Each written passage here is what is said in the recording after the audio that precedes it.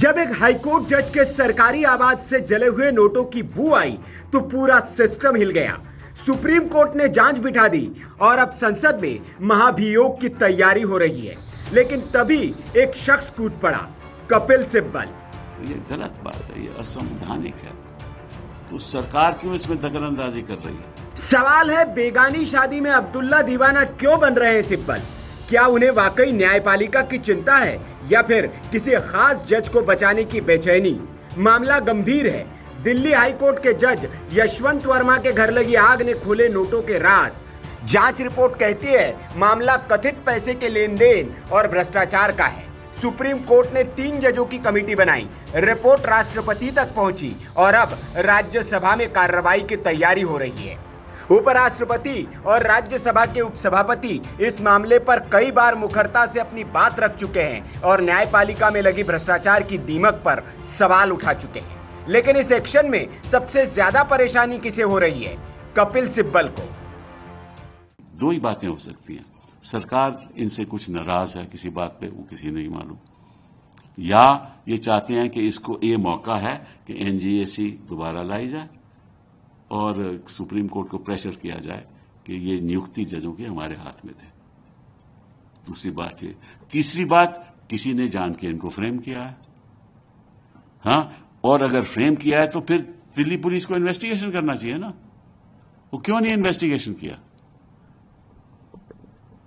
ये सारे सवाल उठते हैं और अगर कोई भी पॉलिटिकल पार्टी इसमें शामिल हो जाए तो मैं समझता हूं कि बेसमझी की बात होगी। पूरी तरह से इसकी जांच होनी चाहिए और ये जांच सुप्रीम कोर्ट को करनी चाहिए, क्योंकि ये जो जज साहब हैं, ये हायर जुडिशरी के जज साहब हैं। इंस्टीट्यूशन के ऊपर एक परमानेंट आरोप रहेगा, उसके लिए पूरी जांच होनी चाहिए। अगर जज ने ये काम किया है तो पूरी सजा भी होनी चाहिए। यानी कोई जज की कोई हम तरफदारी नहीं कर रहे। अगर वो आरोपी है और पैसा उनका है तो निश्चित रूप से कानून के द्वारा उनका प्रोसिक्यूशन होना चाहिए। लेकिन ये तो नहीं कि एक इंस्टीट्यूशन को बदनाम कर दो परमानेंटली और एक वीडियो लीक कर दो आप, क्योंकि वीडियो जज ने तो लीक नहीं किया। और मुझे पूरा विश्वास है कि सुप्रीम कोर्ट के चीफ जस्टिस ने भी लीक किया या किसी ने लीक किया होगा। तो लीक कहां से हुआ फिर? लेकिन जनाब, जब फायर ब्रिगेड भी नोट गिनने लगे, जब सुप्रीम कोर्ट की कमेटी खुद कहती है कि मामला गंभीर है, तो आपको दर्द क्यों हो रहा है? कहीं कपिल सिब्बल को डर तो नहीं कि आज अगर एक जज पर कार्रवाई हो गई तो कल कई और पर सवाल उठ सकते हैं? या फिर यही वो तंत्र है जिसे छूने भर से कुछ खास लॉबीज तिलमिला उठती है? महाभियोग की प्रक्रिया संविधान में है। अगर कोई जज गलत करता है तो उस पर सवाल उठना चाहिए या नहीं? अगर भ्रष्टाचार के मामले में नेताओं पर कार्रवाई होती है, आईएएस आईपीएस अधिकारियों पर कार्रवाई होती है, तो जजों पर कार्रवाई क्यों नहीं होनी चाहिए? अगर कोई जज गलत करता है तो उस पर सवाल उठने चाहिए या नहीं?